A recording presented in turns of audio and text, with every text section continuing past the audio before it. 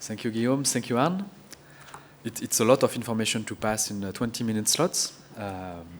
So we have the 4 presenters now for the question and answer session. I see a few questions on Slido, if we can put them on the screen. Yes, so the people there cannot see the questions, so I will read them. Yes, you can read it. So Amdi, the first one is for you. How does EASA plan to set the performance metrics for MTE? These metrics will change from aircraft to aircraft. How will EASA standardize these metrics? Okay, so that's a very good question.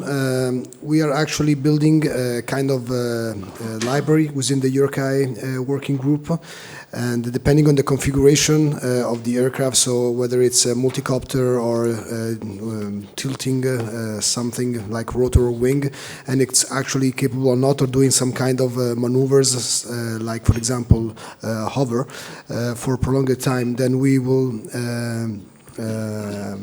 choose these, let's say, maneuvers based on the library.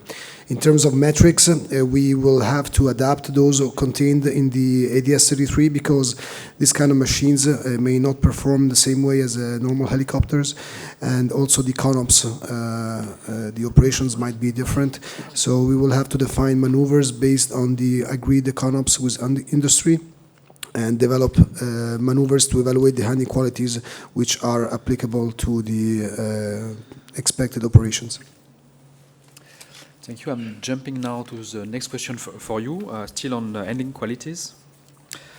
So during the handling qualities AMC development process, is autopilot usage considered, or for the future where fully autonomous system will be considered?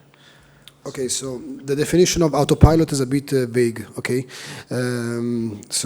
What I would say is that the aircraft will have its nominal flight control laws. That's what we expect. We are going away from the normal stability kind of requirements. The applicant may choose the best control laws available to show compliance. Of course, in some failure conditions, we can expect to have a degraded control laws, okay? But I would not refer to it as autopilot, as autopilot could be a bit misleading. And the other part of the question about autonomy,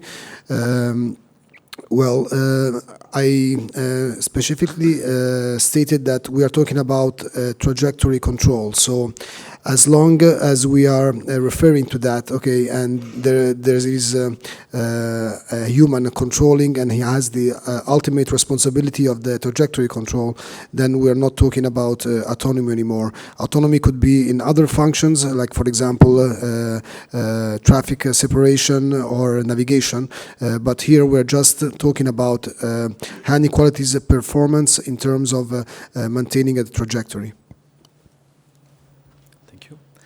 So we have now next a few questions on safety. So for Anne and Guillaume. First one on the CMA. CMA is a big uncertainty. Does the working group 112 plan a position paper to present more clarification and possible means, like the FAA did for safe software development? Or maybe it's a question for you, Anna? But I think just to answer top level, and maybe then Anna for the 112, of course it's a big uncertainty and we know it. That's the reason why we are trying to push a bit further the guidance and the guidelines we can provide, and that's what we will do, at least at the level of the AMC. We want to work with working group 112. We started actually, but we provided this already, this concept, and we will work further. Yeah, I think that's what I can say. After, I don't know, Anna, if you have more precision on the scope of the working group for that. Yes, thank you, Guillaume. So working with 1112 is open to work on any of this. So if there's a need to go further, this is certainly something that the working group can evaluate. Thank you. So generic question for EASA. Will EASA accept ASTM standards as means of compliance? Or how is EUROCAE harmonized with ASTM? In this moment, there is work being done by ASTM. So maybe for EUROCAE. Yes, so obviously I can't respond on behalf of EASA here on the first part of the question. That's something that EASA will have to respond. What I can say so far is that the EUROCAE working group is working very, very closely with EASA. You've seen that EASA is in each and every one of the subgroups. We have EASA, or close collaboration with EASA at the steering committee level, so managing the work, programming the work, tasking the working group, making sure that working group 1112 develops all of the necessary standards to support the SC VTOL, and this is really what EASA has been, or what has been agreed at the higher level of discussions between EUROCAE and EASA when we set this working group up. In terms of coordination with ASTM, we know that ASTM is active in a number of these fields.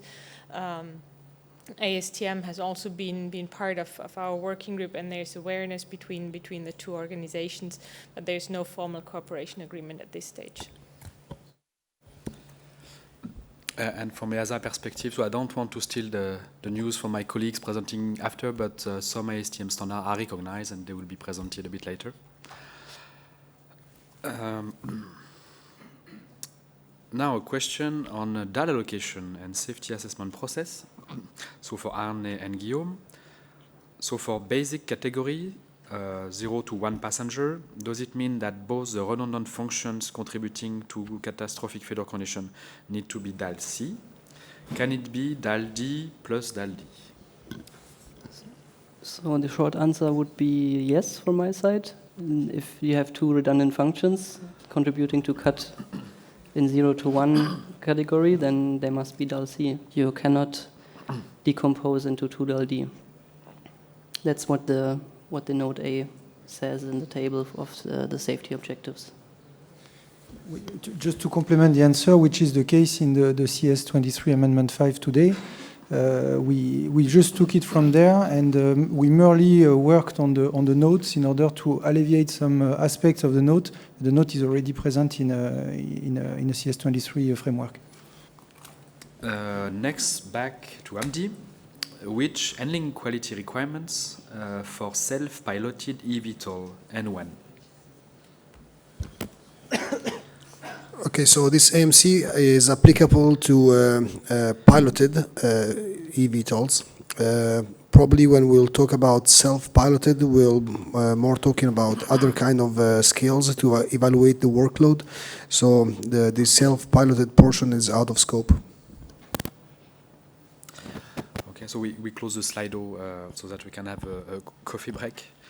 But we'll take the remaining questions. To Anna, is it possible to get involved in Working Group 112? What is the maturity level of the proposed AMCs? Thank you, very good question. So maturity level is progressing quite well. The standards are coming to, or the first wave of standards are coming to maturity, as I said, most of them towards the end of February timeframe for open consultation. So please make sure that you register on our workspace, register for the news blog, follow us on Twitter so that you're aware of when the open consultations come out. That brings me to the second part of the question, which actually is the first one on the Slido, how to get involved. Register on our workspace, join the working group, talk to Oliver, Lionel, Osvaldo, all of those who are already involved and who are in the steering committee and in the leadership roles here for the working group. Come talk to us, join the working group and contribute. Thank you, and we'll conclude with the two questions on safety. So for Anne and Guillaume. First one on operational safety can be improved by other means. It seems that EASA focused mainly on aircraft systems. How did EASA derive 10 to the minus 9 safety objective for enhanced category? Yes, indeed, operational safety could improve the overall safety, but that we don't know at the moment, as we don't have any VTOL flying. And the origin of the 10 to the minus 9 comes from CS 2025, basically. So we said that we want to have the same safety levels for paying passengers as we have today in normal CAT operations. Yeah, so the objective is the same for CS25, CS27, CAT A, CS29, and CS23, Class 4. This 10 to the minus 9 is not only for the big guys, it's also widely used in the industry. And yes, about operational safety. What we have not mentioned specifically today, because EASA organized a dedicated symposium in Amsterdam, I think last week, on drones, where the agency presented the complete rulemaking package to address urban air mobility and drones and some of the VTOL aspect as well. So it's not covered as part of the AMC that are really the airworthiness technical parts, but we have a wide range of rulemaking activity to deal with operational safety for all these type of products.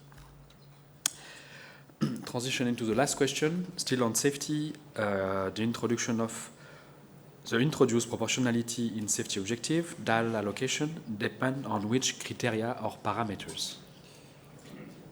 I can take this one. Yeah, actually, that's exactly what we tried to summarize on the last or the slide before the last, to put the criteria. I mean, the type of proportionality and the criteria just below. So for the safety objective, it depends on the type of aircraft, the category of the aircraft, and the severity. For the DAL allocation, it's dependent on what we call independence criteria. It's we tried really to sum up this in a slide. I mean, we need to look at the text of the AMC more than to this slide, but that provides the top level concept. Then thank you very much for your questions. Thank you very much to the presenters for today.